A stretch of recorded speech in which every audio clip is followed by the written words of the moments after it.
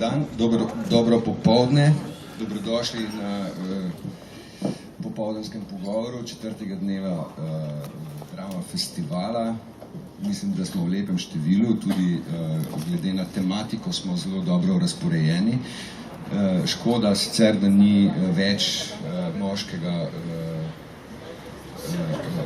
moške prisotnosti, ker se bojim, da bo začelo deževati po tem pogovoru, ampak recimo, da so to neki stari pregovori.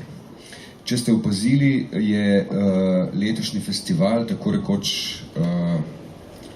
rekoč popolnoma sestavljen iz besedil, v katerih je ženska tematika nekako na prvem mestu.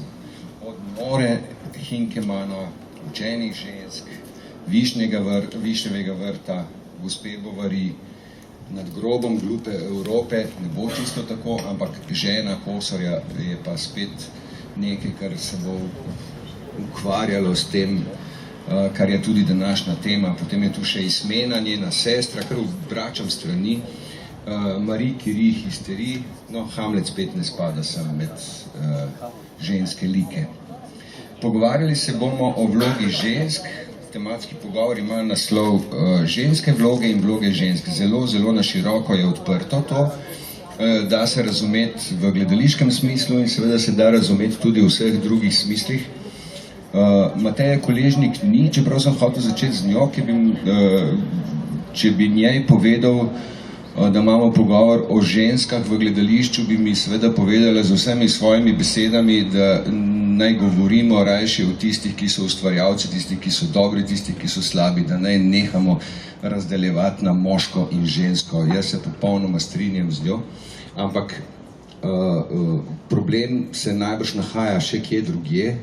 Družba še zmeraj globoko zakoreninjena v nekih patriarhalnih vzgibih, tako verjetno tudi teater in mogoče je pa to za začetek kot neka iztočnica za današnji pogovor. Pogovor bo vodila gospa Svetlana Slapšak.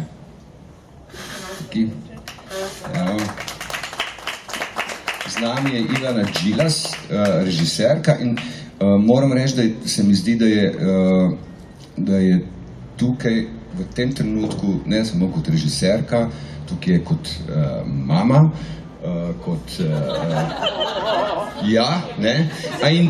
to se hecam, ampak kot kolumnistka, ki velikokrat razpravlja tudi o teh temah. Tukaj je Julija Rošina, režiserka Madame Bovary, in tukaj je Tina Vrbnjak, Marie Curie, Hysterie. Tako, izvolite, dame, naj ne pada dež.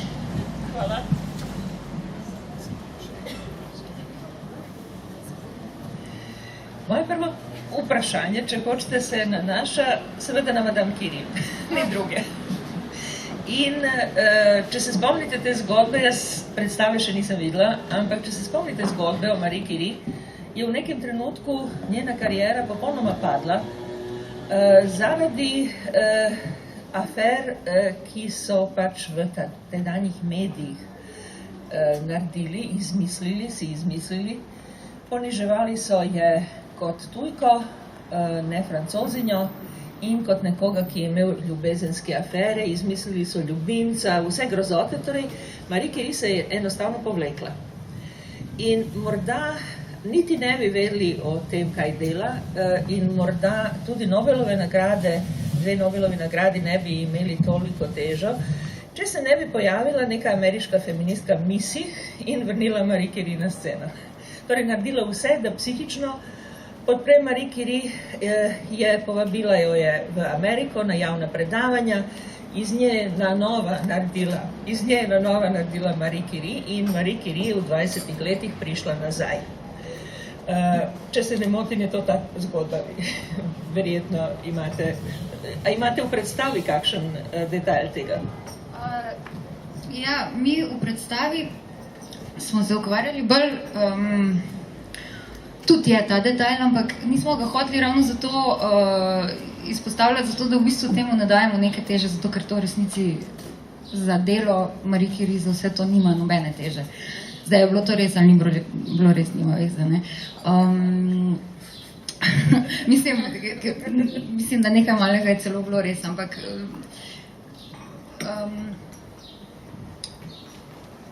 pač z raznimi temami smo se ukvarjali in v bistvu nismo hoteli toliko tematizirati tega, zakaj je ona kot ženska je bila postavljena v to situacijo, zakaj je ona kot ženska komaj dobila profesuro na Sorboni, prva ženska je bila, ki je predavala na Sorboni. Zakaj so takrat, ko je se zgodila ta ljubezenska afera s Paulom Longavinom, zakaj so tako napadli, zakaj niso njega, zakaj ne. Ampak v bistvu smo se ukvarjali z manipulacijo pač znanosti, medicine, pač skozi dve ženski, skozi Marie Curie in skozi to pacientko, diagnosticirano s histerijo iz tega sanatorija Salpetriera. In se mi zdi, da je to tudi v redu. Da zdaj v bistvu damo vse to na stran in se pač ukvarjamo s temi temami skozi ženske oči in da ne seveda je treba to problematizirati in o tem govoriti, ampak se mi zdi, da najboljše je v bistvu delati v to smer, da te stvari postanejo samoumevne, da se zdaj, tako kot je zdaj rekel Igor, da je Mateja rekla, nehamo se ukvarjati ženske, moški, ampak ustvarjalci, znanstvenice, znanstveniki, ampak pač ljudje, ki se ukvarjajo s tem, tako no, a sem kaj povedala? Ja. Še.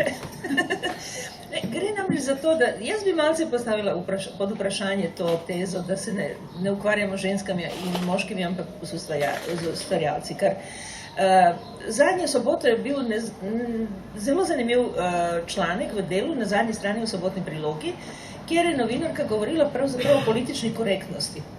In je, potem prvi del članka je zelo zanimiv, veliko primerov in tako naprej, ampak v zadnjem delu članka je nekaj zelo zanimivega. Ona pravzaprav postavi problem, da na sceni se ne more pojaviti nekdo drug, da bi interpretiral lik. Pravzaprav je to, če hočete, nekakšna jekleno pravilo realistične poetike. In je zame to bil res fenomen. Ona pravi, saj v 16. stoletju v Angliji ni bilo črncev. Je. Ampak to ni poanta. Poanta je potem, da ona pravi, da denimo Hitlerja ne more igrati črnec. A to pomeni, da moškega ne more igrati ženska in žensko ne more igrati moški. Kje smo? Očitno bi bilo skoraj nujno, da se v javnosti postavi vprašanje postdrame oziroma malce izhoda iz realističnega modela, ki res tako, a je možno, da toliko teži? A je možno, da si ne moramo zamisliti, da Hitlera igra ženska črnka? Torej, v primeru Marie Curie, ja vas moram še nekaj vprašati. To je seveda vprašanje histerije. Popolnoma imaginarne bolezni, ki so jo izmislili za ženske v 19. stoletju in je veljala kot bolezen za ženske in so zdravili ženske, histerične ženske, pa z določenimi metodami, ne bomo to v detalje šli, ampak je zanimivo, kako je možno, da neka imaginarna bolezen obvlada kot znanstvena resnica, ne? In seveda rešitev oziroma odgovor na to je, da pač moraš izmisliti bolezen, če imaš drugega, ki ga ne moreš obvladovati. Ne? Ja, seveda, in ta bolezen ima neko funkcijo, ne? In tako, ko so imele funkcijo, tako, ko je imel funkcijo pregon čarovnic, tako, ko so v stari Grčiji ženske niso smele na ulico, razen v spremstvu moža, ne? Takrat, ko je pač se pojavila histerija, se pravi, ta sanatorij, najprej so tja zapirali razne ljudi, tudi moške, brezdomce, pijance, pač ljudi, ki so na nek način ogrožali neko družbo tako, kot se je hotela vzpostaviti, ne? Se pravi, družbo reda, dela in tako, ne? In pač slej ko prej ni bilo pa tako, da bi pač bili vsi ljudje srečni, pa da bi vsi imeli enake pogoje, ne? In so bili tudi reveži in so bile tudi ženske prostitutke in najprej so zapirali tja prostitutke, ne?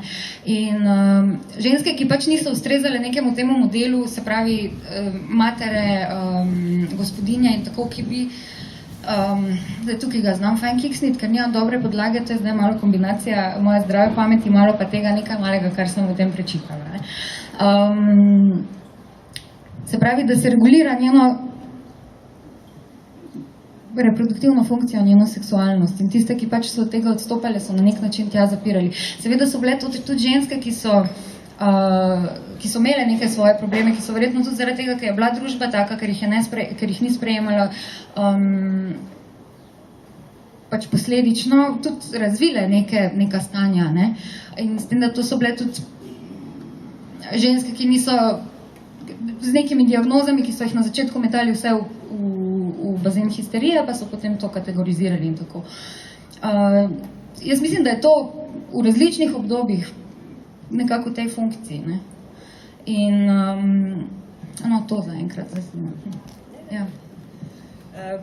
Tukaj, ko omenjamo histerijo, seveda se pojavljajo tudi druge duševne bolezni žensk. In ena od najbolj težkih in usodnih za žene, seveda branje. Torej, primerov, kako ženska bere in potem zboli duševno. Zato, ker če zdaj, sem še jaz navežem, ne? V Angliji so takrat, ko so se pač v Parizu ukvarjali s histerijo, so se tudi na Dunaju in v Angliji. Ne? Ena od priporočljivih terapij je bila izogibanje mlečnim izdelkom, eno je bilo izogibanje intelektualnim aktivnostim, ne? In pa vaginalna masaža. Tako, no. Torej, imamo seveda klasični primer bralke, ki je zbolela, ne? In ki je postala slaba ženska, Emma Bovary. Izvolite. Ja. Mislim, jaz sem to tako razumela, kot da jo je v bistvu to branje odneslo v en fantazijski svet in s tem sem se v bistvu največ ukvarjala tudi pri sebi. V bistvu s tem razkolom med idealom in stvarnostjo na nek način. No.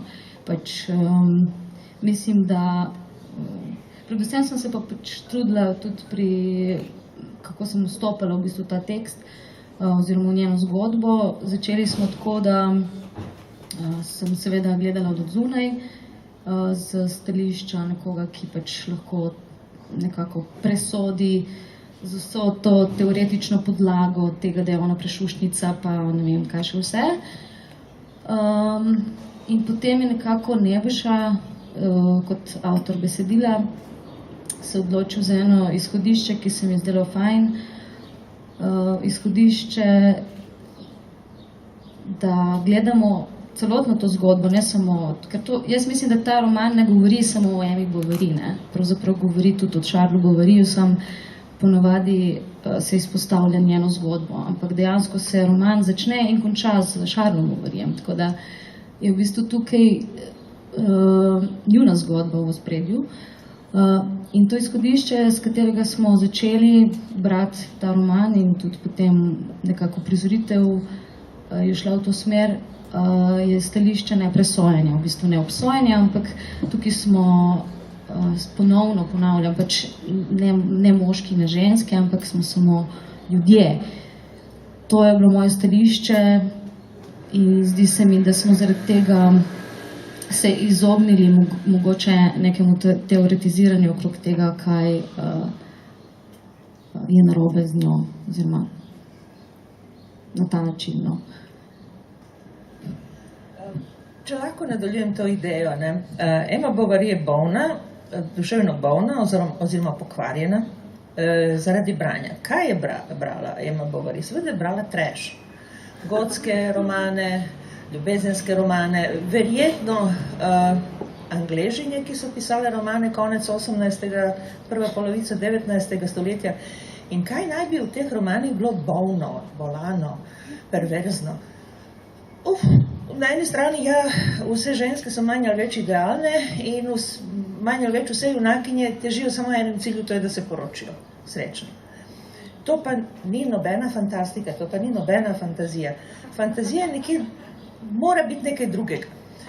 Svojo izkušnjo branja teh romanov, ki danes, če hočete, na prvem kiosku najdete, brez težave, isti model, je pravzaprav subverzivnost teh romanov je imaginacija, fantazma idealnega moškega, ki se hoče poročiti in ostati z njo.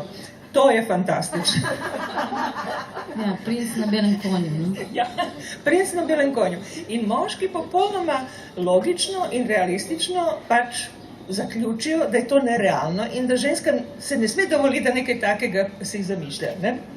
A se vam zdi, da je to prepričljivo? Namreč gre za fantazijski svet, ki ga je zelo dobro dekonstruirala Dubravka Ugrešić v svojem romanu Forsiranje romana Reke.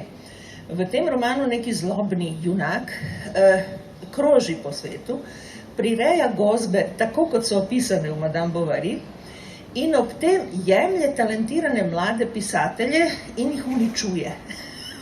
In ideja uničevanja talenta, ne slabo literaturo, ampak odlično literaturo, je nekaj, kar je izjemno pomembno v tem romanu. V tem romanu, ki je pravkar ga je neka aktivistka za pravice otrok zahtevala, je pač, da je ta roman prepovedan v hrvaški šolski lektiri, je neka prekrasna scena, v kateri nekaj ženskih pisateljic iz vzhodne Evrope končno dobi znanega zlobnega kritika v hotelsko sobo z obetanjem seksualnosti, ga priveže na posteljo, ga polijejo smolo in oblepijo s perjem in tisti najbolj izrazit in tudi najbolj zanimiv del pač povišajo s tem, da nanjega prilepijo balon, ki ga drži v višini. Ta scena je seveda dovolj destruktivna za vsako nacionalno književnost, priznam, in za vsako šolo, priznam. Ampak še zmeraj je tu nekaj ostalo, te, če hočete, dekonstrukcije ideje nore ženske v hiši, zaklenjene kot v Jane Eyre, ki je pač pokvarjena, nora, nesposobna in vse ostalo. Torej, kaj vi mislite o tej skriti ženski, ki naj bi želela nekaj drugega v življenju?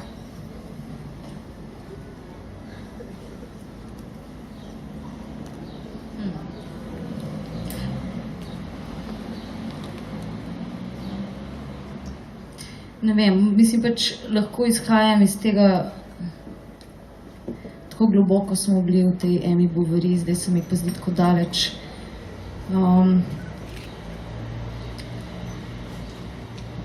Čeprav sem se zelo identificirala z njo v enem trenutku. Zdi se mi,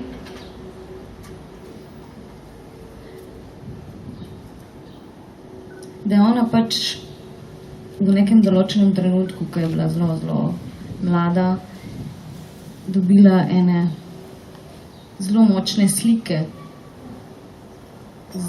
iz katerih si je ustvarila neko realnost, ker je pač živela nekje izven, kako bi rekla, Bogu za nogo, ali kako se reče.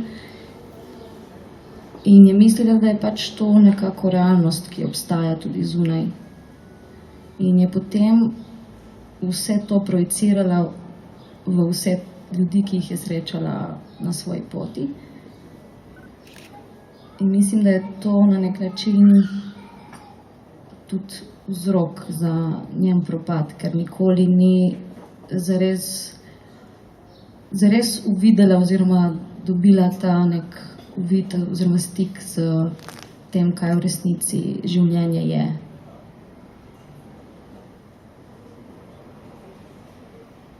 Ne vem, kaj bi še povedala o tem. Ja, se bomo vrnili na noro bralko, jaz mislim še. Ampak zdaj me še neka zadeva zanima v zvezi z Emo Bovary. Flaubert je napisal seveda veliko drugih knjig, o njemu je napisano nekaj neverjetno dobrih romanov, tudi, da ne govorimo o študijah, ki so bolj pač objektivne in nezanimive, ampak je napisal nek roman, ki govori o Kartageni, oziroma o antičnem življenju v Kartageni. Torej, skupaj je Orient, drugo, vse ostalo, Said govori o tem romanu. In v tem romanu je glavna junakinja prelepa ženska, ki je tako predmet poželenja, da njena obleka, med drugimi detajli na Kitino stalo, ima tudi verigo, kratko verigo, ki je med njenimi stopali. Torej, takšne oblike cenzure, erotične cenzure, pa res je zelo težko opisati, ne? Tako da Flaubert ima dve strani. Njegovo sojenje, seveda zaradi gospe Bovary nima nobene zveze s pravo težavo. Prava težava pa je, kako si izmisliti drugo. A bo to ženska iz glavnega mesta, a bo to provincialka, ki trpi, ali bo to popolnoma eksotična ženska. Kaj je lahko bil njegov izbor? Ja, mislim, mene zanima to njegovo izhodišče, da se je odločil, da bo govoril o nezanimivih, na pogled nezanimivih ljudeh in da pač glavna junakinja oziroma glavni junakina bodo pomembni ljudje. Poleg tega pa se mi zdi tudi zanimivo iz tega, kar ste govorili prej, da so bile tudi interpretacije tega njegovega romana popolnoma različne. V bistvu pisma, ki jih je on dobival potem, ko so ljudje brali romane in brali ta roman, so bili popolnoma različni. Nekateri so to dojeli kot, da se on identificira z Emma Bovary. Drugi so imeli in da kako razume žensko v bistvu pravzaprav, ne? Kako jo čuti. Drugi so imeli občutek, da jo nekako kritizira. Ne? Skratka, meni se je zdelo najbolj zanimivo to, kako je on to napisal, ker je bil blazno natančen, kot vemo, in je napisal na tak način, da v bistvu se kot avtor se je poskušal ne preveč upletati, oziroma da je nekako ostal nekje na eni točki, da nisi mogel prepoznati, kaj natančno je njegovo mnenje. In na tem se mi zdi blazen mojsterno. Zame je to modrost patriarhata. Nina. Torej, Ivana, osnovno vprašanje, katero najbolj zlobno žensko bi rada predstavila na sceni? Nekaj moramo nori bralki še. Ko so po drugi svetovni vojni se sprijaznili končno s tem, da ženske berejo in da kupujejo na trafikah te časopise, in to so se zmislili časopisa Elle. No, in časopis Elle je imel prvi marketinški slogan, ki je se glasil: če bere, bere Elle. No, skratka, in so seveda tam bile vse vsebine, ki so bile primerne za to, da to ženske berejo. No, v enem trenutku, ko smo mi delali nek projekt, to celo mislim, da je Darja prinesla, če ne celo Elle, ali pa eno tako iz Elle izpeljanko. Je bila slovenska Elle. Jaz to imam celo nekam skranjeno. Je noter bilo pismo bralcev. Jaz sem prepričana, da to ni napisala nobena bralka, ampak da so napisali v uredništvu. Ampak je genialno, da po 2010 letu je noter pismo o perfekcionistki. Da ona je ženska, piše v uredništvu, kako ona vse zmore, kako je mama, kako je dela, kako je urejena, kako njej to pomembno. Pismo se začenja tako. Uredništvo predstavlja pismo in reče, ko je prišlo to pismo, je uredništvo kar završelo. Od navdušenja, verjetno, kaj ona vse zmore in kaj vse ona... Tako da mislim, da ne rabimo daleč iti, pa tudi sodobno literaturo poskušamo s temi horori ženski za paliki. Če lahko samo dodam, tukaj ja nastopam kot verjetno tukaj največja poznavalka časopisa Elle. Mi je zelo žal, ampak se moram pohvaliti, jaz sem ta. Jaz berem francoski Elle od 14. leta, zdaj mi je 68. Torej, res poznam zelo dobro zgodovino Elle in v obrambo francoskega Elle, za slovensko izdajo seveda nisem odgovorna, ampak v obrambo francoskega Elle lahko samo povem to, da v vsaki številki Elle danes francoskega imate med 25 in 30 prikazov knjig. Povejte mi, kateri ženski časopis to ima v tem svetu? nobeden, ne obstaja. New York Times nima toliko, Times Literary Supplement nima toliko. Seveda to niso, nekateri so zelo dobro napisane, velike, nekateri so zelo mehne, ampak vsekakor, če človek že ni na viru in ni ves čas na internetu in ne bere vse in ne kupuje vse knjige, Elle je zelo, zelo dober uvod v francosko in tudi anglo-ameriško literaturo danes, predvsem v romane, ampak so tudi prikazi poezije. In potem na to še pridejo prikazi gledaliških predstav v Franciji, festivalov in pa posebej seveda filmov, glasbe in ostalo in razstav. In zmeraj analiza neke slike na neki razstavi, torej, oprostite, to je nekaj drugega. Sicer je prva številka Elle je bila izjemna tudi potem, da je na njej bila ženska v okusnem tweed kostumčiču, ki nosi ogromno oranžne barve mačko pred sabo. Torej, mačka je glavna, ne ženska. Ne?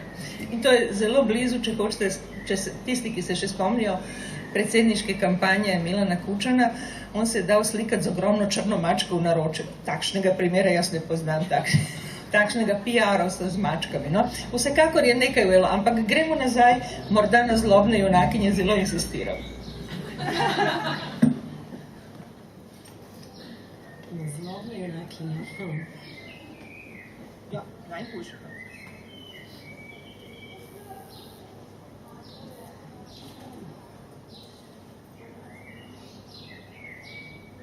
A se lahko spomnim, pa to zdaj pomeni? Ja, seveda. Ko pridem do te ideje. V resnici je mogoče ravno to zanimivo, da se tako dolgo razmišljamo o tem.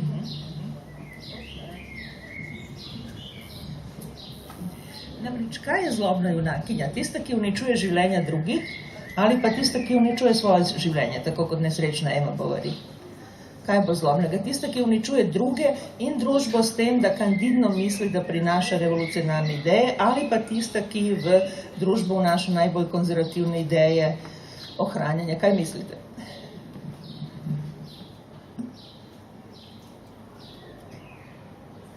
Je kdo bral dramolete od predsednice Nove Slovenije, ki so bili nekaj časa objavljeni na njenem sajtu, ki izgleda približno tako, kako pride gospa k avtomehaniku. In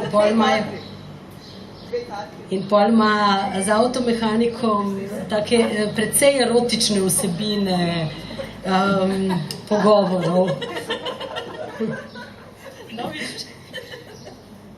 Pa moram še bolj zlobno. Ja, prosim. Bom čakaj. Zato sem, da sprostim to zlobnost v sebi. Da.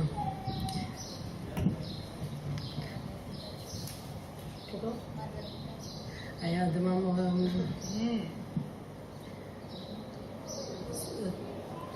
Ja, ne vem, z kere strani se lotimo tega. Pravi, a ja, like, da bi iskali.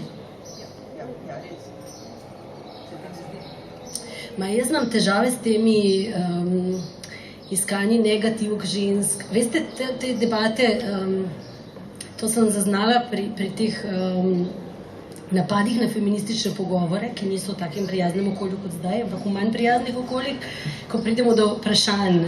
In pol tisti stavek, ko pridemo do njega, ampak veste, kako so bile grozne ženske, ko se ženskam da oblast, pa dobiš Angelo Merkel pa Margaret Thatcher. Pa se mi pa resnično zdi, da na te dve, ker jih smo se celo spomnili, koliko pa moških zlobnih imamo, pa take, ki so uničevali. Tako da je pa... Ne, za mene moram priznati, je to vrhunski argument. Čim bolj zlobnih žensk v politiki, nesposobnih, neumnih in ostalo, ker to je dokaz, da so kvote 50-50 nujne. Se strinjam, ja. Ker to je dokaz demokracije. Ženske so enako nesposobne kot moški, ko enkrat pridejo v politiko. Torej, to ni noben dokaz, da čim več zlobnih žensk v politiki, enako kot moški, ampak potem pa 50-50 kvote, ne? A se nisem, če speljem iz tega naprej, nisem prepričana, da je sploh iskanje zlobnih likov v literaturi point. Ker smo tistih par, ki smo jih preživeli, Medej pa Macbethov, pa to mogoče pa drugi fokus bi se zdaj lahko že ukvarjali počas s tem, da da citiram Ivo z našega prejšnjega pogovora na tem istem odru, da ko bomo slišali ženske govoriti velike teme o Evropi, integraciji, politiki, da mogoče smo takrat na poti, ne da vedno imamo te demonizirane, ki se branijo ali pa so grozne ali pa se opravičujejo zato, ker so grozne, kaj pa mogoče, da sodelujejo. Ja, če hočeš, je ena ženska, ki določa politiko Evrope, vzhod-zahod, odnos vzhod-zahod, ki govori o tem, zakaj je vzhod poražen v veliki bitki, ki govori o tem, kakšna je prihodnost države in kakšna je njena vloga v njej, vrhunska, ki potem svojega sina pouči, kaj njegove, o tem, da je delal zločine, s tem naprej ali nazaj.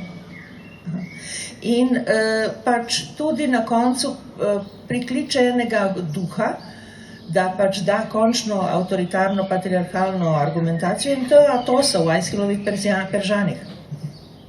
Ženska, ki res govori samo o najvišjih temah. Potem pa o ritualih smrti, o proslavi, o tem, kakšen je odnos ženske do smrti. Vse je skupaj in to govori ženska na najvišjem možnem položaju. Govori o politiki.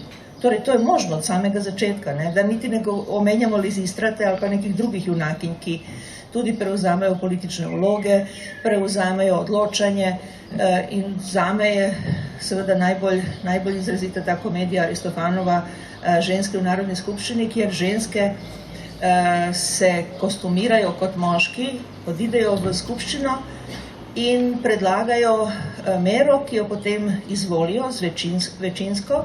Mera je, da se moški glasujejo o tem, da predajo oblast ženskam.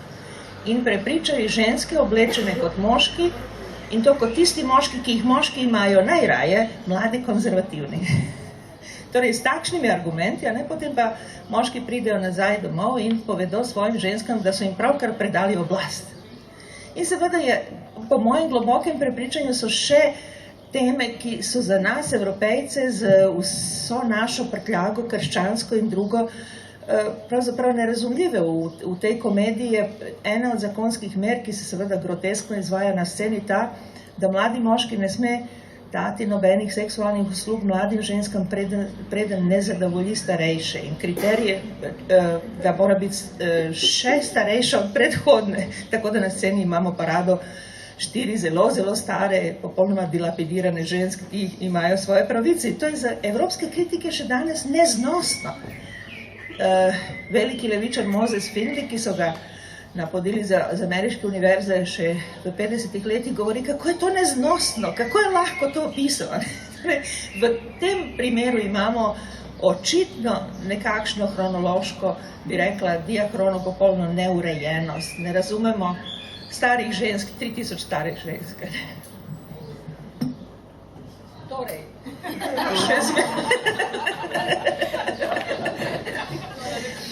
kakšna naj bi bila superwoman zate, zlobna superwoman?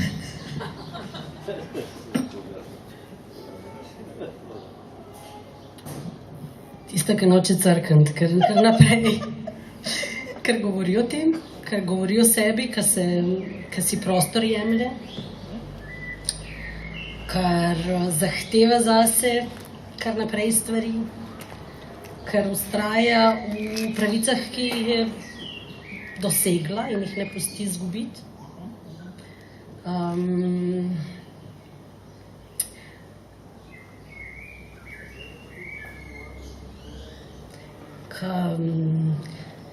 Zanimivo si mi vprašanje v resnici zdaj odprla. Ena varianta je seveda, da se ukvarjamo z ženskami skozi s klasično literaturo, s vsemi temi temami in skozi ene oči in en point. In druga varianta je to, kar poskušamo ustvarjati neko novo literaturo z nekih novih izhodišč. To je to, kar smo začeli se pogovarjati o tem, ali smo skozi v defanzivi, ko se pogovarjamo o svetu moške ženske. Zanimivo je, da ali če vzamemo izhodišča, ki so očitno patriarhalna družba in ustroj sveta,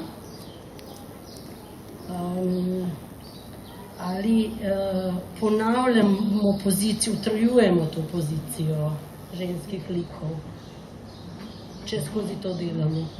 Tudi če dokazujemo svobode, ki so obstajale takrat in teme, ki so obstajale in še zmerom se ukvarjamo s tem, da so se preoblekle v moške zato, da so sploh kaj povedale.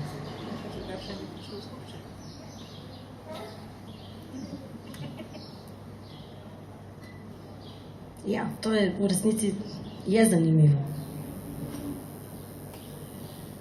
Namreč neka francoska teoretičarka in zgodovinarka je v 70-ih letih napisala izjemno zanimivo majhno knjigo, ki se imenuje Kraja jezika. In ona pravzaprav tukaj opisuje različne primere, v katerih so ženske kradle jezik. Kar so drugo, kar nimajo dostopa ne do demokratičnih, ne do drugih inštitucij, potem pa kradejo jezik. In ta kraj jezika seveda je povezana z žensko pisavo in z vsemi temi pojmi, ki smo jih malce pozabili iz 80-ih let, ampak ostaja ta gesta, da ženska lahko ukrade tisto, kar je dostopno. In najbolj dostopen je jezik. Torej, če v tem trenutku zamislimo nekakšen jezik, ki nasilno odvzema vse tisto, kar smo mislili, da smo že naučili in da ni več tema pogovora. Civilne svoboščine, svoboda ženske, razumništvo, to so vrednote, ki danes so zelo resno ogrožene. Torej, če so te osnovne zadeve ogrožene, a ni morda trenutek, da se zdaj krade jezik? Kaj mislite? Vse vprašam.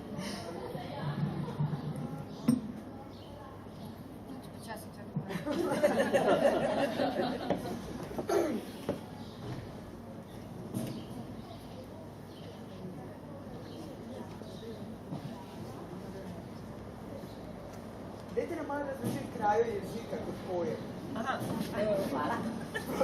Lahko. To je seveda primer iz Aristofanovih žensk v Narodni skupščini. Namreč ženske se dobijo skupaj na skrivaj in se dogovorijo, da prevzamejo skupščino.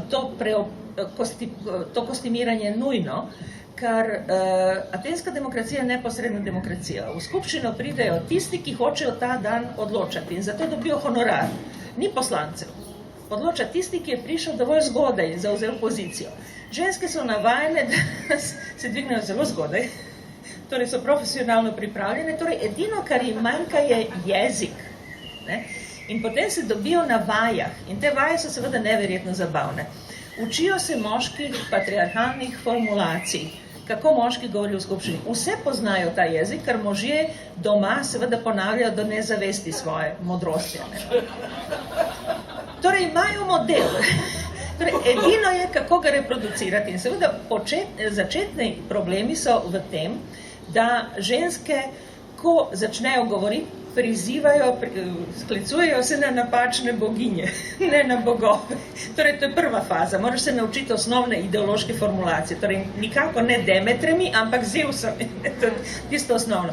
Drugo, da večina žensk, ko vadi moško retoriko, patriarhalno retoriko, ima težavo s tem, da se popolnoma zaveda tega, da izgublja čas.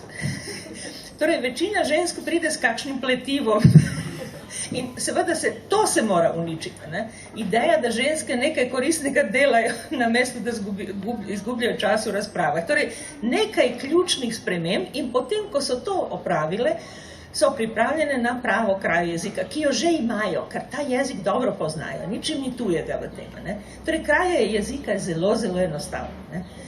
Če imate samo spremembo glasu in ne vidite osebnost, pravzaprav ne boste nikoli videli razlike. V tem je štos tega, da pridejo v moških oblekah, nič drugega.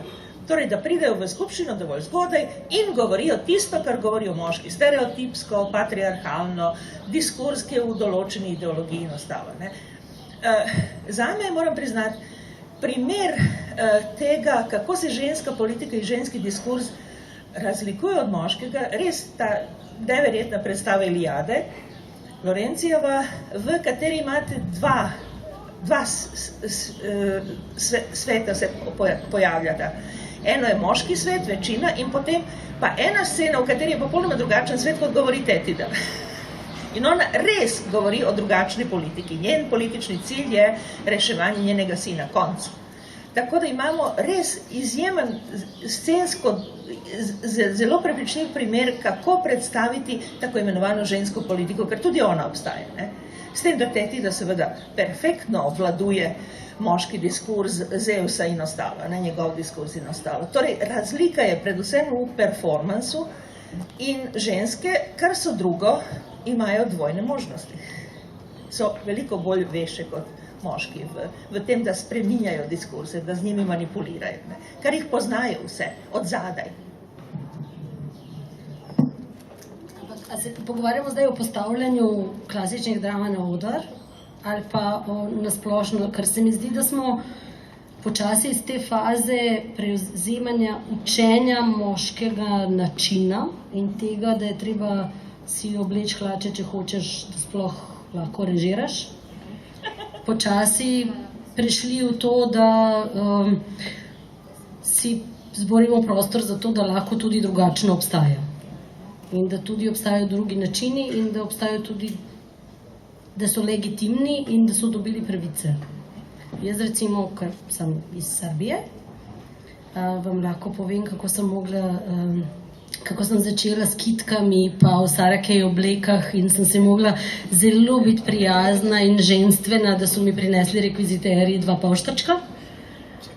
Potem sem pa prišla in čez pol leta v Sloveniji v Cankarjevem domu ugotovila, da od zjutraj od 8 do 5 zvečer nisem videla niti ene ženske osebe razen čistilke in da se noben spraševal, zakaj mi prinaša pavštrčke. Ker pač nekdo je to plačal in nekdo je mene že zbral, da to delam. In je to precejšnji, kako bi rekla, prostor. Ker jaz si ga nisem zborila, sem kar prišla na zboren prostor, mogoče se pa lahko pogovarjamo o tem, kako ta prostor se hitro zgubi lahko in da ni samoumeven, naprimer. Če sem drugače pa, ja, prepoznavamo moške diskurze pri ženskih likih v sodobnosti in verjetno je to lažji način in hitrejši in bolj sprejemljiv. Samo nekako se mi zdi, da nismo to pot. Ni nujno, da gremo to pot. Ja, fino bi bilo, ja, da bi lahko skozi neke čist druge retorike pa diskurze v bistvu uveljavljal svoje, kdorkoli jaz ali pa Črnc ali pa kakorkoli, ne. Ampak je pa dejansko situacija taka, da jaz imam tudi eno izkušnjo, da smo pač želeli sprovesti ten projekt z enimi kolegicami in smo se na 2 producenta obračali. In na enem smo se pogovarjali z eno gospo, na drugem pa z enim moškim, vsak s svojimi karakteristikami, ki so take, ko so. In smo pač res v bistvu zvito, ne, se pač vzeli tisti okvir in se tam malo bolj neoprane lase, ne vem, mislim, butaste stvari. In smo dobili in pol, ko smo se dobili s tem gospodom, smo se pač zrihtali, ne? In smo se pogovarjali o čist nekih drugih okvirih, zato da pol lahko delamo predstavo, kjer govorimo o vlogi ženske skozi zgodovino, ne?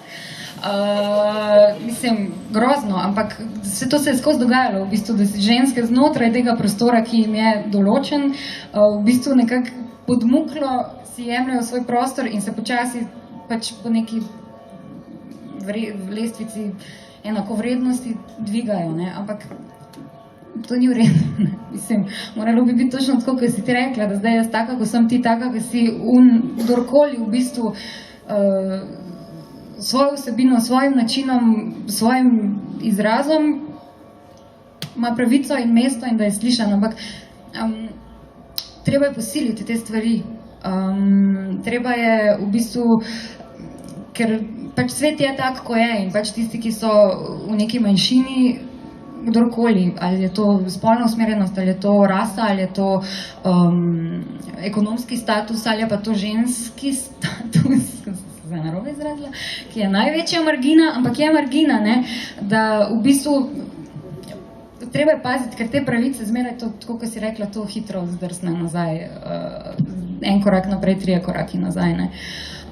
In kako zdaj v bistvu nekako odgovorno se tega lotevati v nekih prostorih umetnosti, v popkulturi, v medijih, kjer se pa te vloge in ti diskurzi reproducirajo. Ne.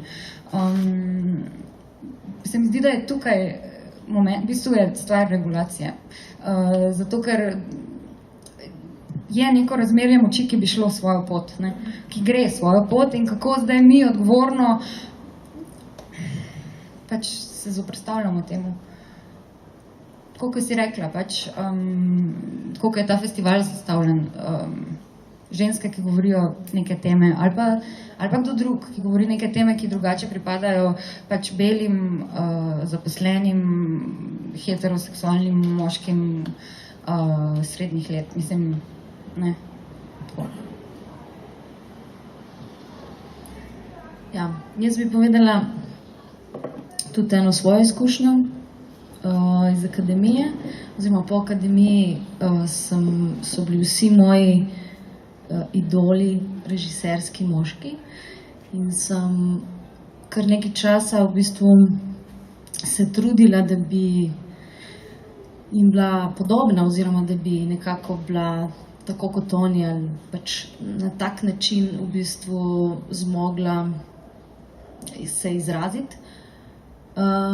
In je bilo zelo zanimivo, ko sem prišla do ene točke, da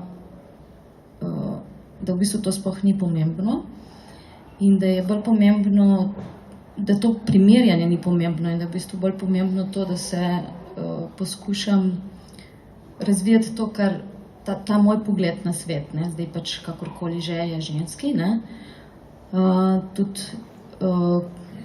seveda, če imaš mentorja moškega, ne, Jernej je bil moj mentor, je to seveda na nek način vpliva na tvojo percepcijo sebe kot režiserja v bistvu, oziroma režiserke, ne, v tem primeru. Tako da sem v neki fazi morala zelo jasno prepoznati neke svoje tendence in se nehati primerjati. No. Pač, to je recimo ena moja taka zelo močna izkušnja. Tako.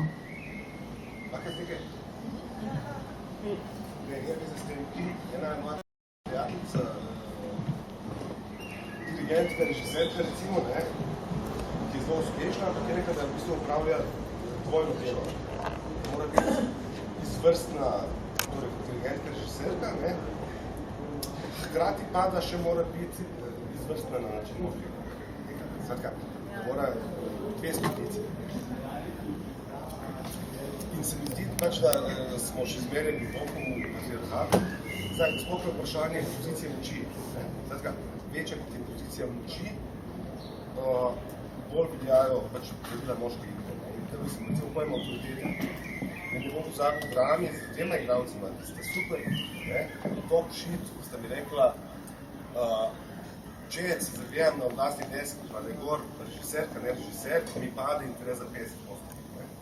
To citiram. Skratka, in kaj zdaj mislim, ta pozicija avtoritete, recimo? Mislim, neka surovost je še zmeraj v njej, ne? Pa ta naš, ne, to ta kuf, pa mislim. Da pa še se bojim, da smo še zmeraj na čem zbavili. Čeprav da sem pač sprijel, ne, kaj sem pač moški, kaj sem delal. Da nisem. Ampak ja, Gertrude Stein je meni super primer. Ženska, ki se pričam, da je porodnica umetnosti 20. stoletja, modernizma, postmodernizma in postmodernizma. Tako s tem, kar je tako je znala zbirati ljudi in bla, tako s tem, kar je pisala. Mislim, jaz sem zvedel za Gertrude Stein še rekel, smo star 20 let. Virginia Woolf bi zmela možem tudi so knjižnico, še ni imela brata ali sotra. Ampak meni bolj zanima, kaj pa danes smo. Mislim pa še to razmerje, pač moči. Ali pa če aplicira na slovenski teatr, kaj je ženski, ki vodi slovenski teatr, kot moški. Tukaj je manj naravno, mislim, da so zelo jasno, zakaj več žensk. Ker zdaj več ni v tem eša in moški ne več to glasno do tega. Čast izjema. Iva? A se lahko nadovežem? Bom citirala enega moškega tvojega kolega režiserja, ki pravi, zakaj bi se mi ukvarjali zdaj z vodenjem gledališč, ko ni denarja, ker ne boste itak dali zarežirati. Dale zarežirati.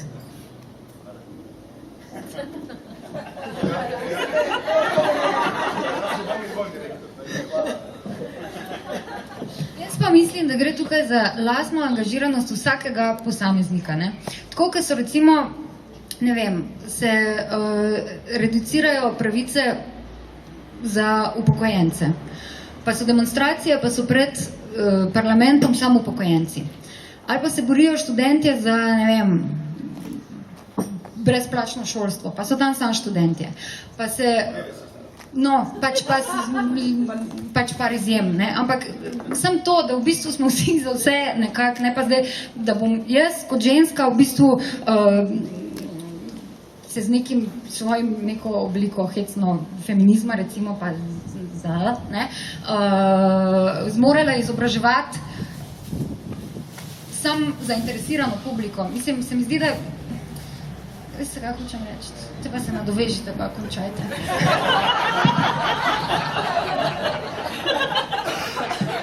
A se lahko vrnemo na vodenje gledališča, ta gospodinjska dela. Pravijo raziskovalke, da ženske dobijamo prostor takrat, ko moškim ni več dovolj zanimiv ali pa ko ni dovolj plačan. Gledališče je postalo zelo, vodenje gledališče je postalo zelo nehvaležno delo. Igor, ne vem, kaj delaš o tem? Ker je v resnici postalo gospodinjsko delo. Reševanje kriznih situacij in večinoma. Tistega kreativni moment je zreduciran na zmožnosti, se pravi, to smo spet pri tem, kako ćemo mi to gospodinjstvo zorganizirati, da bo preživelo še eno sezono.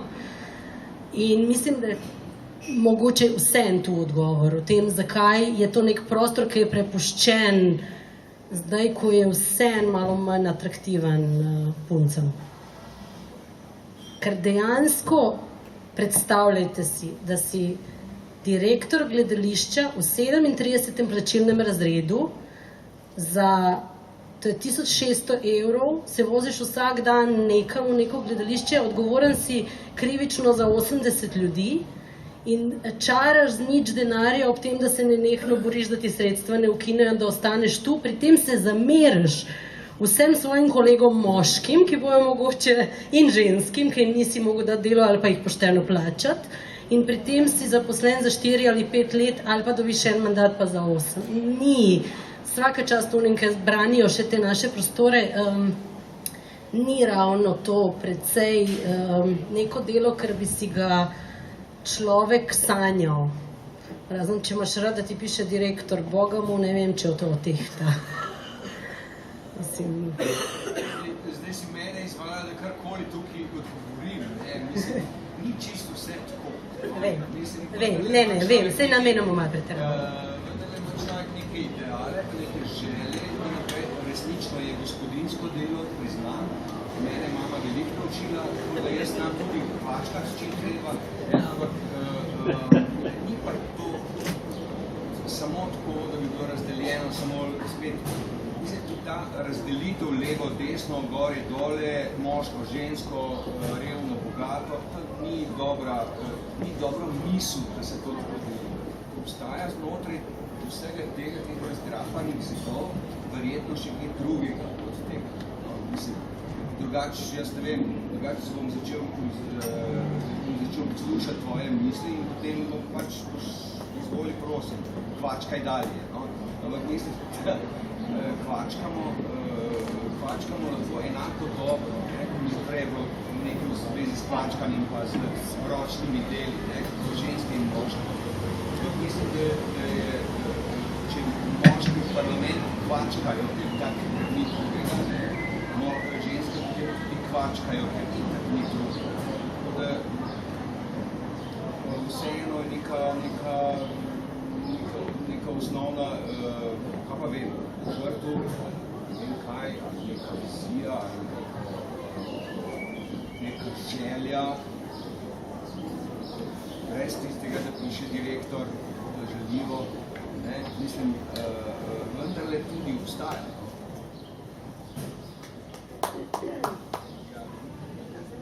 A te smem jeziti še naprej?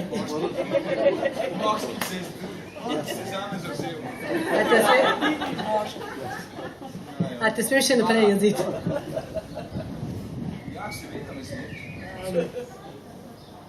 Resnično sem razmišljala o tem, da recimo vodenju ljudi, naprimer, zdaj je to mesto režiserja ali pa razmišljala sem o vzgoji naši. Da smo vse en, pa jaz lahko daleč pridemo in se spremenimo, ampak vse en smo nekam vzgajani v to, punce se mi zdi, da smo bolj v to, da se znajdeš, da umiriš okoliščine, pa da se izide, ne da zahtevaš. Jaz sem imela resne težave sama sabo pri režiranju v nekem trenutku, da začnem stvari zahtevati in da prenesem to, da me ni nujno, da me imajo radi. Zdi se mi, da s tem, da smo vseeno različno vzgajali fante in punce, ne vem, če je to zdaj, verjetno je tudi še zmerom do neke mere, na nek način punce smo manj opremili za neke, ne vem, če bi rekla profesije, situacije. In se punce pač znajdemo, kakor se priučimo, se znajdemo, iščemo neke druge načine za to, da in tudi dobijamo drugačne seveda tudi drugačen odnos do tega, ko ne vedno, ko ženske zahtevajo, da se nekaj zgodi, ali pa ko moški zahteva, da se nekaj zgodi. Kaj že ono piše na začetku? Mislim, jaz se strinjam, da bi idealno bilo, da se ne ukvarjamo več s tem. Zdi se mi, da se pa deklarativno rečemo, da se več ne ukvarjamo s tem, a je nekdo moški ali ženska, pa preskočimo to,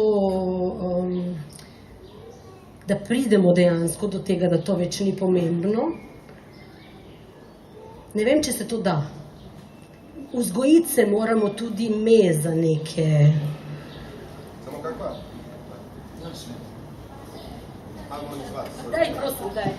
Kaj pa to, da recimo v konkretnem šolskem sistemu od vrtca do faksa je 90% žensk vzgaja? Torej, punčke in fantje. To pravi, da ženske ne prenašajo stereotipov. Ne, samo me zanima, tako vprašanje imaš. Nisem razumela vprašanje.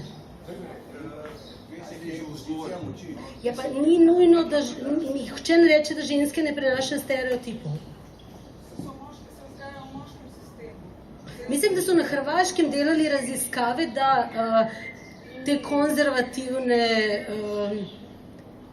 patriarhalne vrednote, kako bi temu rekla, prenašajo se v družinah prek žensk, ki insistirajo na njih in ne pustijo sprememb. Mislim, so prav neke raziskave imeli.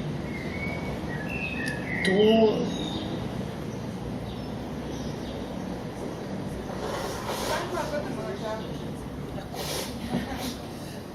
Če se vrnemo na teater, potem pa seveda zunaj med žensko in moško kategorijo v teatru, okrog teatra, v biznisu teatra enostavno obstaja kar nekaj drugih spolov.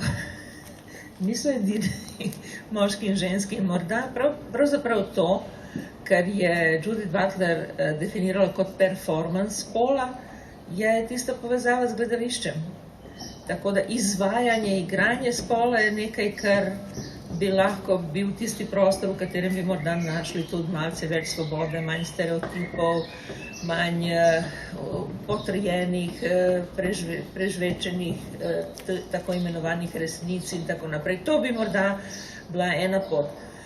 Drugo vprašanje, ki ga jaz imam pravzaprav je tole. Če ne bi morda družba si lahko izmislila in umetniki in kulturni delavci in delavke pač niso zadnja kategorija, ki ne bi imela dovolj imaginacije, da misli o tem. da bi morda tem popolnoma zaprtem sistemu, upravnem sistemu, sistemu oblasti predlagali nekaj, kar bi morda pomagalo gledališki situaciji, morda bi vrnilo moške na vodilne položaje v gledališču, kar je pač privlačno, denarno. In to je, denimo, da v nekaterih primerih, kjer imamo kazniva dejanja ali kršitve etičnih kodov ali sramoto enostavno, ki je nekdo javno nanese tej družbi, da bi recimo v tem primeru ti tipi, ki so v glavnem bogati, plačali davek društvu na ta način, da recimo financirali neko predstavo. Letošnja sezona se imenuje Utopija. Utopija! Jaz seveda ne govorim na pamet, ampak govorim stališča atenske demokracije, ki je imela točno to. Najbogatejši državljani so imeli davke na ta način odrezane, da so ali pripravili bojno ladjo, ali so pripravili, dali denar za neko predstavo. In si zamislite bogatuna, ki se tam poti, kar režiser zahteva zelo bogate in ne vem kakšno scenografijo in hor, profesionalni zbor, ki ogromno zahteva in ostalo. To sploh ni slabo. Bogati producent, ki ga izčrpaš do konca in on potem plačuje. Torej, ideja morda ni povsem nora, ker smo priče temu, pravzaprav, da vsi, ki so nekaj krivi v tej družbi, ki so nekaj ukradli, v zadnji čase se kot gliste izvlečejo. Nič se mi ne zgodi. Nikoli. In morda tudi ti famozni odvetniki, ki jih vlečejo ven iz vsake smole, v katero padejo, bi to bila mera zoper odvetnike, ker v tem svetu se oni ne znajdejo. Pojma nimajo o čem, kaj se dogaja. Tako da morda bi performativni element lahko morda spremenil nekatere zadeve v družbi.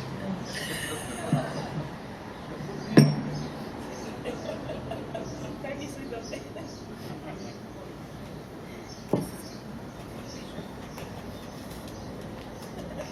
Da je vse splošno strinjanje druge. Preveč tega. Ni dodatnih eksplikacij.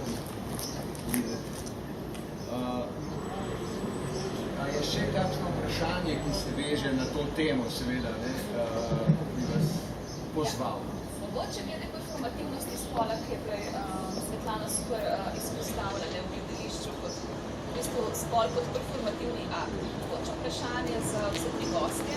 Kdaj in v katerih situacijah je ta performativni akt pravzaprav usmerjen v nek sodobno značilnost, lastnosti, karakteristik, ki tradicionalno pripisujemo moškim, zlasti pač v profesionalnem delu, v gledališču, in kdaj pravzaprav se zgodi zatekanje v lastnosti, značilnosti, karakteristika, ki tradicionalno pripisujemo ženskemu spolu in pravzaprav zakaj. Oziroma, do katere mere je to zaveščeno, do katere mere je to spontano, do katere mere je to manipulacija. Jaz v gledališču ne vidim ničesar drugega razen manipulacije. Mi je zelo žal, to je učena manipulacija, spontana manipulacija, kakor hočete. Mene nekaj drugega zanima in to so meje, če hočete, oziroma omejitve, oziroma performativnost spola, ki je zelo zanimiva v tem času, posebej v slovenskem gledališču. Nago telo. Nago telo na slovenski sceni je zmeraj pretežno moško. Pravzaprav je zelo malo nagega v primerjavi z moškimi telesi, ki so pač na sceni, je zelo malo nagega ženskega telesa. Zakaj? Kje je ta barijera, ki ne omogoča ženskam, da se prikaže na sceni, ali je to nekakšna morala, ali je nekaj, kar nek drug mali fantom, ki se skriva na sceni, za sceno v naših glavah. Zakaj gre?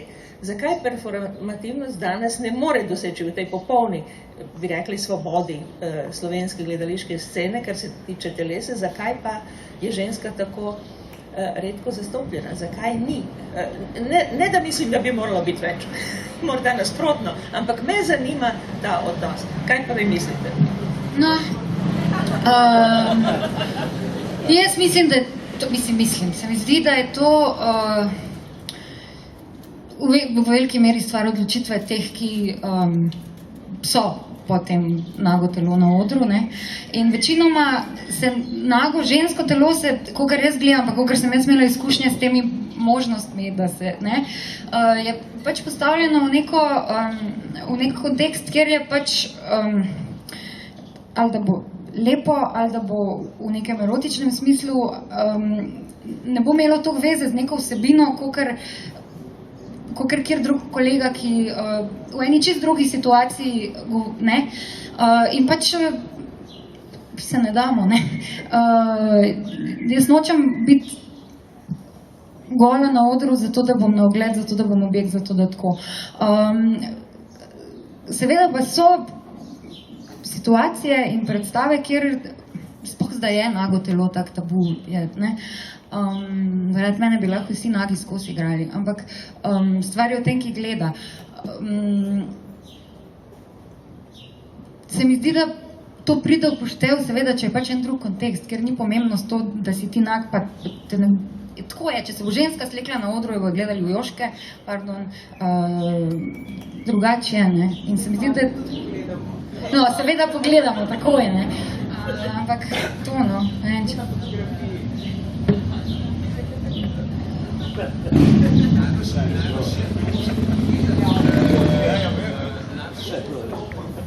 Ustvarjalcev, to ni samo profil nečesa, neke izpovedi ali pa ne vem kaj, to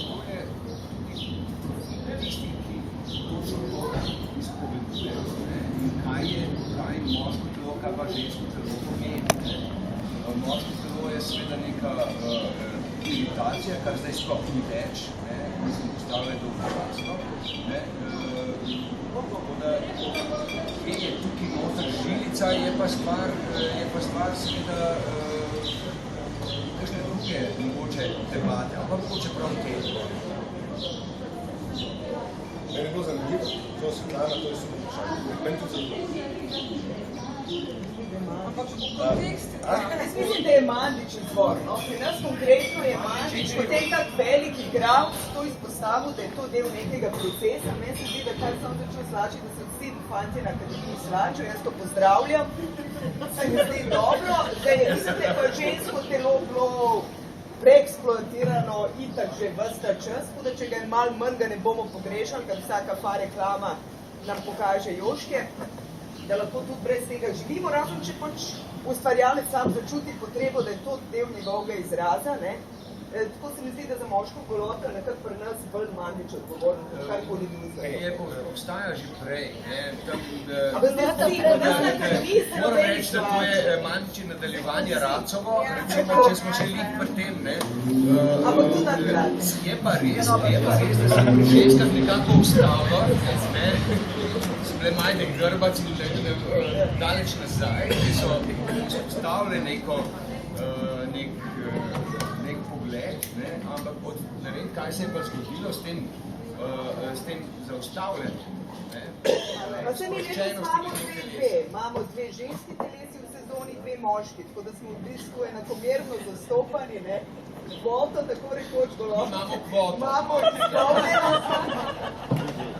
Prosti, jaz mislim, da je enako tabuizirano, ker jaz sem na zadnje vprašanje za 1000 in eno noč edino, ki sem ga dobila iz marketinga, je bilo, a je kaka golota. Nič ni bilo definirano, čigava in na kateri strani. Vsa je bila nezaželena, ja, enakopravno nezaželena. Ampak na mestnih gledališčih ni prostora za žensko goloto. Mislim, kar smo videli, ta grozna na off-sceni je pa veliko smiselne ženske golote. Jaz tam nimam problema. Medtem, da na ženski se mi zdi, a ste si vzeli 3 minute za razmisel, a ste jo slekali zato, ker ste pač imeli navdih, pa ste se 5 minut tipi med sabo pogovarjali, ona se je strinjala, pa se malo pustili nago. Medtem, da na off-sceni je razmislil o tem, zakaj je pa ženska gola, kaj kaže, kam se odgleda, je neka parodija tega, je kraja jezika, je performance iz tega, tukaj je pa nek tak tekst hiter, ko mislimo, ja, ne se odločimo, poknemo gor in Jaz se zelo strinjam s tem, ker jaz mogoče ni prav, da jaz o tem govorim, ampak v svojih dolgoletnih izkušnjah še nisem srečala igralke, ki bi rekla, jaz se ne bom slikla. Ampak vsak je rekla, ok, jaz se bom slikla, če mi boš režiserju ponovati, če mi boš utemeljil, zakaj. No in med tem, ko on utemelji, zakaj se zgodi, da se ona na koncu ne sreče, da se kaže, da se sreče. Med tem, ko na off-sceni, pa so tu performerke, ki sami se svojo goloto želijo spregovoriti. In je res tega več in je to neka izjava ali neka deklaracija. Da pa je golota nezaživljena in pa res šole, ki naročajo predstave, to vprašajo. Če je golota že premislijo, ali bo prišla. To je pa nek novi konzervativizem ali pa nek novi strah, ki se širi. V bistvu, kaj postaja problem? Ta nova konzervativnost, ki prihaja, ne vem, rečemo, da iz Amerike, mislim, da je tam center tega, je recimo pri nas konkretno odpeljala vsaj 2 ali 3 predstave, ker so si gledali predstavo in so rekli, tu je golota. Zadnjič sem imel eno prihajali Kitajci k nam in bojo si ogledali razne predstave in pokoli, ki so ga postavili, je, da ni golote iznotraj. Skratka, ta svet postaja, če pomislim, kaj se je dogajalo pred 50 leti ali pa 60, 70, da ne rečem, kaj je bilo pred 100 leti, svoboda in vse to, zdaj smo v ne vem kjerem srednjem veku ali v ne vem kjerem praveku, kjer je to bilo katastrofa, telo, ljubezen, vse to. Zdaj, jaz mislim, da je ena od nalog gledališča, da poskuša te tabuje nekako premakniti, ki se na novo postavljajo. Zdaj, ali z žensko ali z moško goloto, to sploh nima veze, gre za vsebine, ki jih daje. Enako je tudi za moško in žensko vprašanje. Mislim, itak smo tukaj, jaz ne vem, jaz smo sami feministi.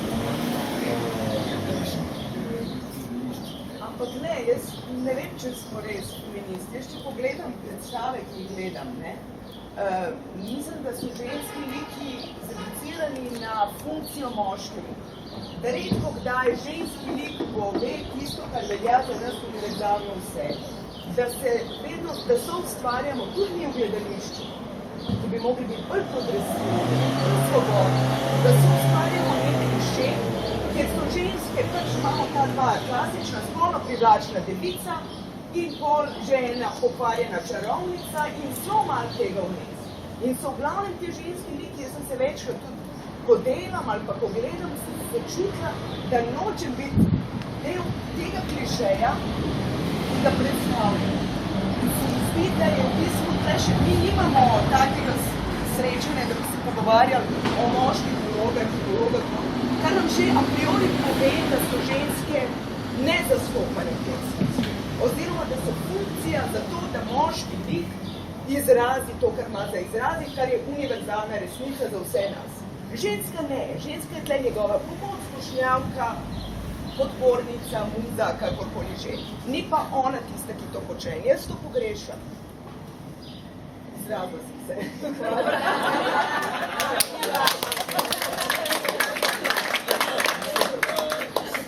Jaz se popolnoma strinjam s tabo, mislim, da ne bo pomote, ampak dejansko vsa literatura in vse izhaja iz nekega gnezda ali pa iz nekega naročja patriarhalnega sistema, ki je, mislim, od ne vem kdaj, mislim, cela Biblija je s tem naseljena, če smo že tako daleč, mislim, nazaj gremo lahko, in je jasno, da se to ne more čez noč spremeniti, zaradi tega, ker se mi danes to pogovarjamo.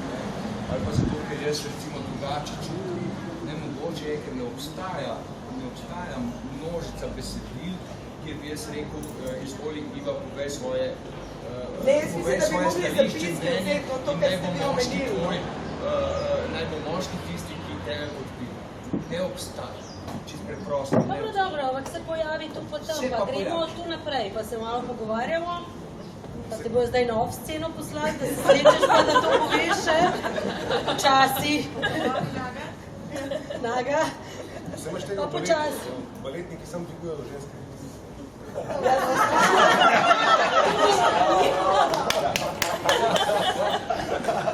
Se bo dvigala, jer ne. Poskusi. Jaz se strinjam s tabo, samo sem zdaj to invazivo, evo, to nam zdaj javno poveva, imamo že leta, tak, mislim, jaz jo obžujem, ne? Ona mene reče, se zdi, da ne. Ampak stalno se malo dajeva okrog tega vprašanja, ne, in piše neke messenger in tak, ne. Ampak danes imaš priložnost, da imaš tu tri, pač režiserke, recimo, ne, avtorice, oni naj to delajo, so zdaj dovolj režiserk, ne od mene tega pričakovati. Ker jaz ljubim, jaz iščem svojo moškost in na žalost jo iščem tudi na način, jebiga, da pač moram vas malo tudi zločiti in tak. To je eno od možnih postopkov. Tako da od mene ne pričakovati Ina. Ne, jaz mislim, da bo to zame dobro, da boš ti svojo moškost najdel skozi pravo ženske, ne skozi porno konstrukte ženske, veš? Jaz imam tak film, ampak glej, morda pa ne. Morda v kulturnih letih, zdaj sem ne zrel, imaš zdaj idealno kriliko, veš... Zdaj se ženske na tem pogovarjam, verjetno. Ja, pa se znam danes režira že 2 let, ne? Upam, da še več, veš, da bi to bez meni, ker jaz pa mislim, da, jaz ne želim... Vse vemo, ne bom se vprašal, se vprašal. Ne, jaz želim zgoditi pa svoj moško se bo videl delati. Pa jebemo na to. Teorijo te, da so vsi feministke šle za celo dan. Jaz sem propad. Ker meni se pa zdi grozljivo. Svet namreč, pojavila se je 4., 5. veja seksualnosti, aseksualnosti. V Ameriki se da, ne? To zdaj že na 10.000 ljudi, to so mladi, zdravi, lepi, uspešni ljudje, ki so se odrekli seksualnosti popolnoma. In to je zdaj že struja, ki počasi postaja in bo postala popolnoma enakovredna, ne? In ta je meni pa totalno skeri. Meni je ultrafeminizem, radikalen mačizem, mizoginizem, pardon, je meni neprimerno ljubši od aseksualnosti, ali se dala ni to poznati, kako s temu reče. Meni je to pač konc sveta, jebiga. Izguba spola, izguba vsega, pičko mater. Ampak spola smo imali v nekem drugem kontekstu, zelo pred kratkim, pa čak ne vem, da to misliš. Ne, ampak res, recimo, meni je to skeri. To so kemiki, to mi je en doktor kemije, ki ima edino mašino v Sloveniji, ki te hormonalne slike bere in on mi je rekel, že 10 leti, da Norveška, Švedska, Finska, Danska, sadka ta, Skandinavija, bla, bla, bla, koliko je vsebnost testosterona, ampak estrogena pri moških ženskah, koliko je ona jebeno padla. Bolje so napravili raziskave, če se to izhaja, deloma iz embalaže, deloma ne, nas moče pozvati, do konkretnih stvari. Meni se to zdi pozljivo. Meni se zdi pač, meni je to zdaj, da vse isto, meni je isto, mi smo se različni. Jaz sem za novo moškost in novo ženskost. Ampak ne gre za to, da bi bilo vse isto. Bog ne gre, jaz ne mislim, da bi ženske mogli biti enakopravne, zato ker so boljše od moških, ker niso nič slabše. Razumeš, ne gre za to, da smo zdaj mi vsi isto, nismo isto, tako kot dve ženski niste isti. Mislim, ne gre za to. Gre samo za to, da bo vsak ima svoj glas. In da, če ima ženski glas, mislim, mi nismo manjšina. A veš, mi smo večina, a veš, smo pa na odru v bistvu zastopali, kada je 80-20. Volilna pravica pa vse to že je. Še je. Zdaj enkrat še, čakaj, enkrat ženska pa mlašniča. Sam še ena misel. Leta 2015, mislim da, sta Nemčija in Indija zakonili tretji spol. Zame je to civilizacijski dosežek non plus ultra. In se mi zdi, da še zmeraj smo relativno v dreku, istočasno pa se mi zdi, da so pa ene lučke na koncu teh naših tunelov in to, da so Nemci in Indijci zakonili tretji spol. Pa hvala Bogu. Neka ameriška biologinja, ki je feministka, je ustanovila, da je 7 spolov v naravi med ljudmi. Torej, število je malce večje. Druga zadeva, kar se tiče kraja jezika, to je prekrasen primer in ga moram ponoviti. Kraj jezika bi bila, da se izraz jebiga prelevi v jebijo. Ne? To bi bilo recimo kraja jezika. Druga... Ja, ampak da se pač razkrije, kaj to pravzaprav pomeni. In tretja zadeva, kar se mi zdi izjemno zanimiva, zakaj sovražiš tako aseksualnost? Saj v tej državi je nekaj 10 000 ljudi, ki so prisegli na celibat, ki so saj na videz aseksualni, ki ne plačajo davkov in ki ob tem pa tudi nekateri pač zelo aktivno sodelujejo v javnem negiranju spolnosti žensk in gospodarjenju žensk nad vlastnim telesom. Torej, ti aseksualci so po mojem res nevarni. Ampak to niso tisti aseksualci, ki so se odločili, da ne bodo se ukvarjali s seksom, ampak tisti aseksualci, celibatci, ki so se odločili zaradi določenih privilegij. Tako da zadeva je zelo, zelo spolska in jaz ne bi nikakor aseksualce kar tako obsojala, ker je to pač odločitev družbe bogatstva, v katerem se lahko odločaš, kaj boš, če imaš dovolj denarja. Na drugi strani pa je res še zmeraj, jaz mislim, da je zadeva celibatov zelo nevarna. In to prav, kar zdaj vidimo s temi aktivisti pred kliničnim centrom, ki zahtevajo urejanje seksualnosti drugih, ki niso prisegli na celibat. Zadeve so zelo, zelo resne in so res srednji vek, tako kot je Igor povedal. Tako da se moramo predvsem bati. In jaz bi zelo rada videla čim prej na neki off sceni like zlobnih žensk, kot je recimo gospa Zevnik ali pa še nekatere druge. To si že lahko gledate. Ja, no, fino. Vsak mesec no. Recimo delajo točno na teh krajih jezika in zelo na tem moško žensko. Gospa Češpla tam nastopa že pol leta. Gospa Češpla je moj priljubljeni lik. Torej, ampak je nek fenomen, ki res obeta in to je, da država, ki ima 2 milijona prebivalcev, ima takšno off-sceno, ki je primerljiva z nekaterimi veliko bolj večjimi kosi kulture na tem svetu, Manhattanu. Tako da v tem smislu, moj konkreten predlog bi bil morda, zakaj pa ne bi v Sloveniji naredili društvo dramaturginj, režiserk, pisateljic dramskih tekstov in nasploh ženski lobi v gledališču. A ni skrajni čas, da ta sindikat recimo zahteva drugačne odnose, drugačno plačilo, drugačne odnose med producenti, drugačno sponzorstvo in tako naprej. Kaj mislite o tem? Nimamo šans. Zato, ker mi smo res vzgajani od akademije, tako se rekla, sem bila moškega mentorja, kot da bi lahko imela koga drugega. Se ni režiserke, ki uči na akademiji. Edina mentorca bi ti lahko bila Jožica Avbar v zadnjih, ne vem, kolikih letih.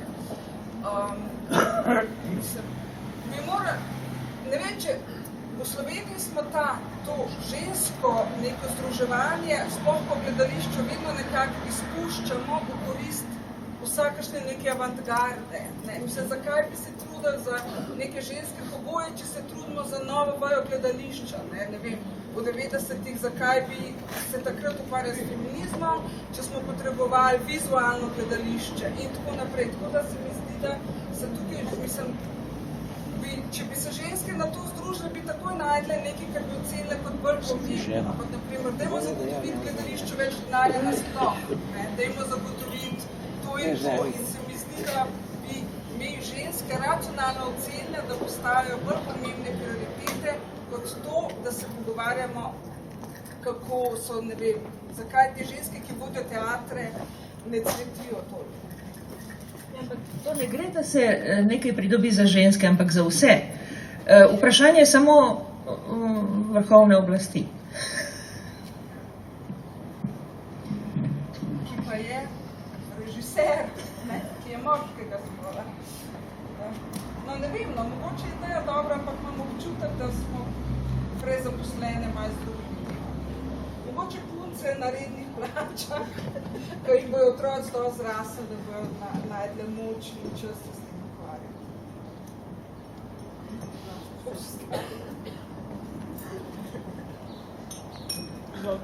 Meni se zdi smisleno da se čovjek bori za ljudske pravice. To znači jednako plaćilo i podobno. Ne zdi se mi smisleno po polu, niti na bilo koji način razdvajati ljude. Jednostavno ne razumem feminizam na taj način. Mislim, razumem borbu za pravica, jednake pravice ljudi. Ovo šta je žena, šta je muški, te stvari, mislim da ljudi razumeju gore nego ja i da je veliki nesporazum u toj zgodbi i da su počeli muški da se boje žena i da je nešto se vrlo, vrlo resno poremetilo. I poremetilo se na taj način i u tom pravcu kako je sada malo pre Jernej govorio. I mislim da to se nešto dogodilo, ne vem kaj vse, s tem navadnim enim začetkom neke emancipacije koja je bila u redu, naravno, i svakako sam je podržavala. A danas mi se zdi da je to, mene je enkrat povabilo Mesto žensk da jedan svoj roman u prostoru preko njih izložim u Ljubljani. To je bilo nešto vrlo megalomansko i nikoli realizirano. A ja sam odbila, nisam tela preko Mesta žensk. Mislila sam ako taj roman nešto vredi, a nikad nije uspeo da se prikaže, jer sam odbila taj put, vredi zato što vredi ta neka moja ideja, i ne volim da se svrstavam, ne volim da budem srpkinja, ne volim da budem žena, ne volim da budem ništa, volim, ne znam, ja sam neko vrlo humanist i ljudsko biće, ali toliko intenzivno da mi uvek to smeta. Istočasno ja sam skinula potpuno golo ceo ansambl kad sam radila kostim u Zborovanju ptica, jer jednostavno nisi imao šta da obučeš na tu repliku ljude. Morali su da se skinu. Naravno, jer mislim to ima neku smisa i tako dalje. Znači, nemam ništa protiv nečega što je jasan znak, govor, sporočilo tako da ima komunikacija sa scena, publika i ostalo.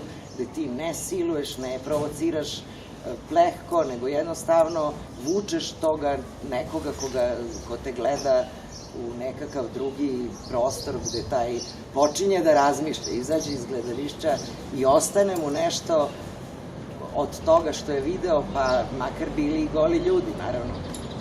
Tako da ne znam, ovo mi je nekako čudno, zato sam vseeno nisam mogla da iz drugih razloga prišla bi bolje zgode da sve to slušam, jer mi je divno što ste baš svi vi tu i koje volim, ali nekako mi je pri svemu tome ja sam stvarno patriarhalna, ona žena najklasičnija, domaćica, kuvam, mama, znaš ono sve, tako da jednostavno ne mogu da stignem da budem genij, čak i ako sam taka rođena.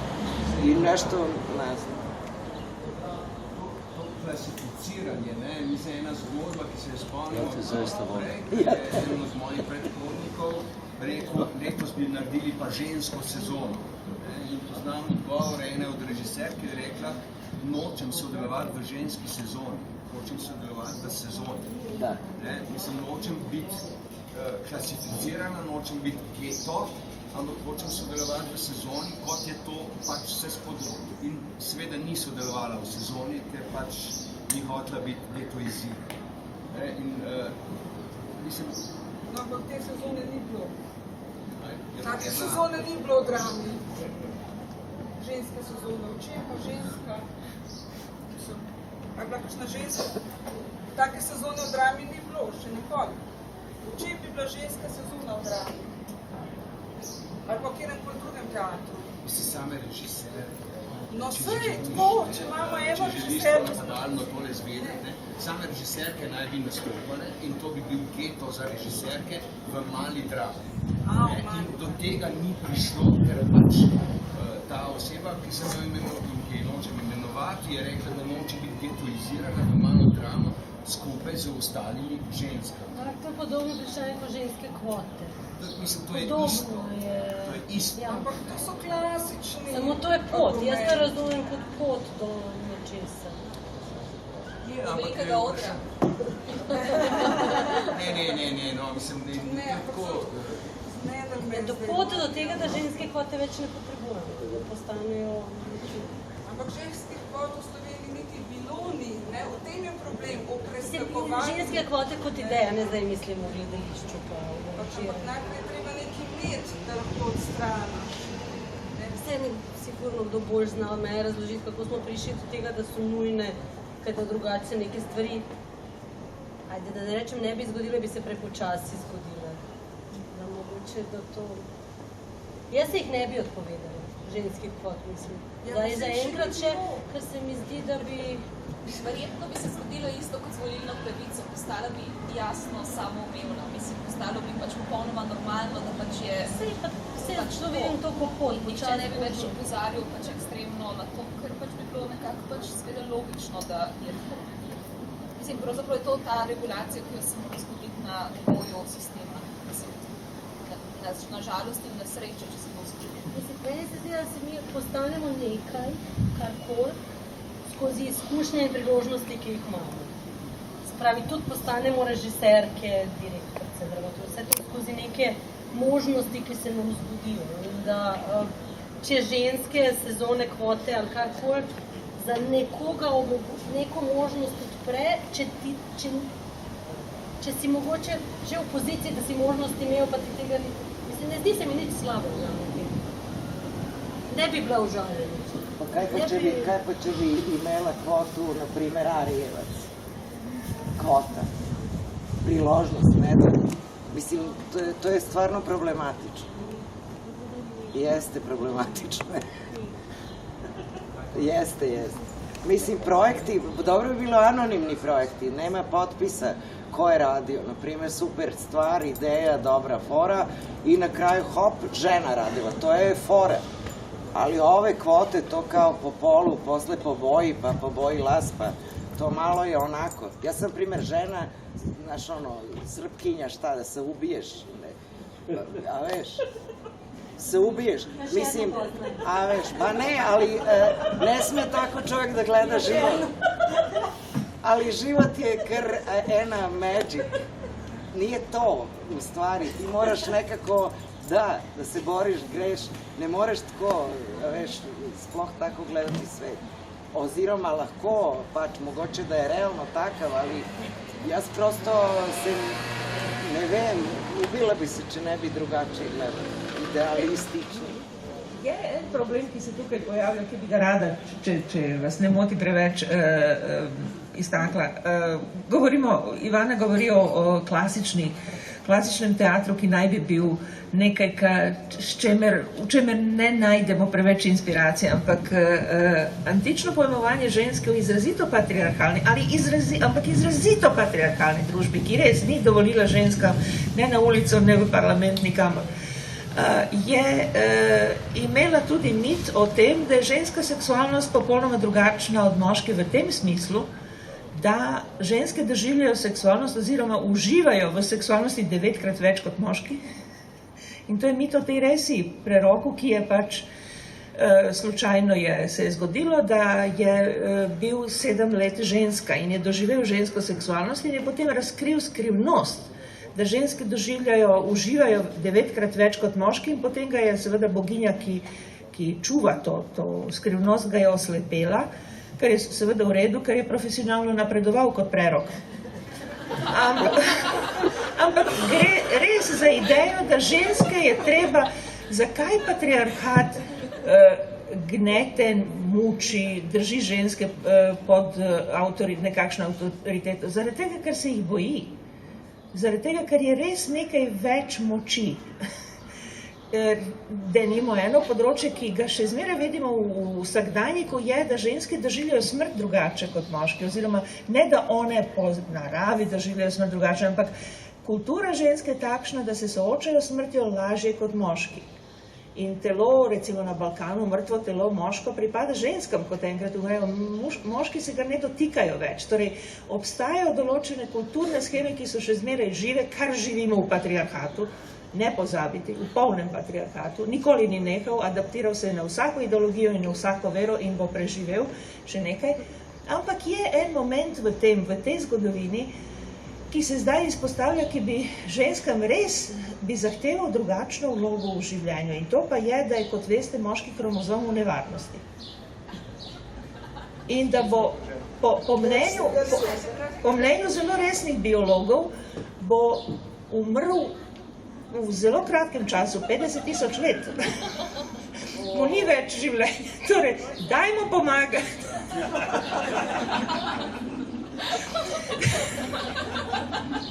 Zakaj pa ne bi te zgodovinsko ugotovljene prednosti bile uporabljene, da rešimo to zadevo, ne? Ta nesrečni majhni kromozom z majčeka, kar je. Pomagajmo. Imamo primer Postojnske jame. Torej, dajmo pomagati temu bitju v nevarnosti. Torej, in seveda en način, da se pomaga bitju v nevarnosti, je enakost. Nikaj je enakost, je tista, ki res solidarno pomaga vsakemu posamezniku, da se izraža.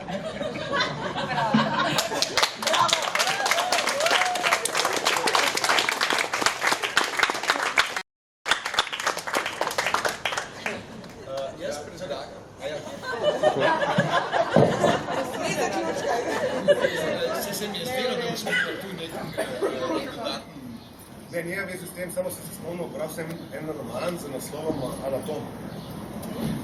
In to je o enem, to sem prav 20 let nazaj, približno, enem beneškem doktorju, anatomu, ki je prvi definiral funkcijo klitorisa.